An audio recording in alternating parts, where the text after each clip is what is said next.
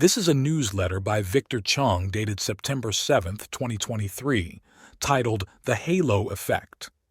Hi there. In psychology, the halo effect refers to a psychological tendency where the impression of a person in one area carries over to another area. The tendency was first identified and named by psychologist Edward Thorndike in 1920. In his research, he observed that people seen positively in one light tend to be assumed to have positive attributes in another area. If you're a tall, good-looking man, you're perceived to be smarter than average, even if you haven't spoken yet.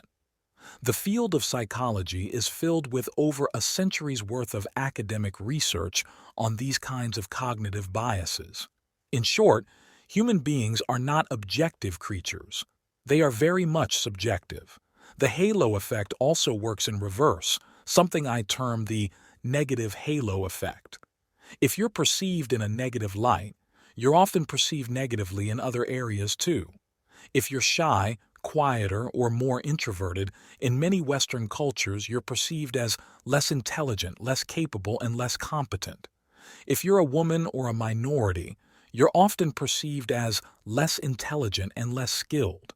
If you've made a mistake in one area of your work, you're often perceived as being prone to mistakes in all areas of your work. The halo effect cuts both ways. It's useful to be mindful of which side of the halo effect line you're standing on.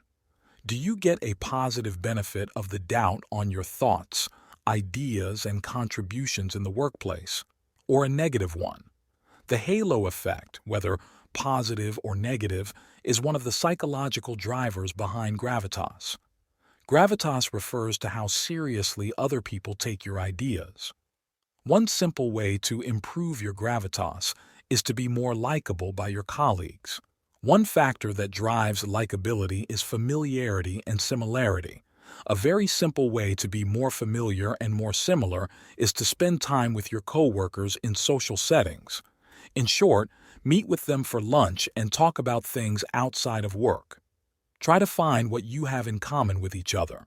The more your colleagues see you as a whole, multidimensional person, with whom they share many things in common, the more they will like you.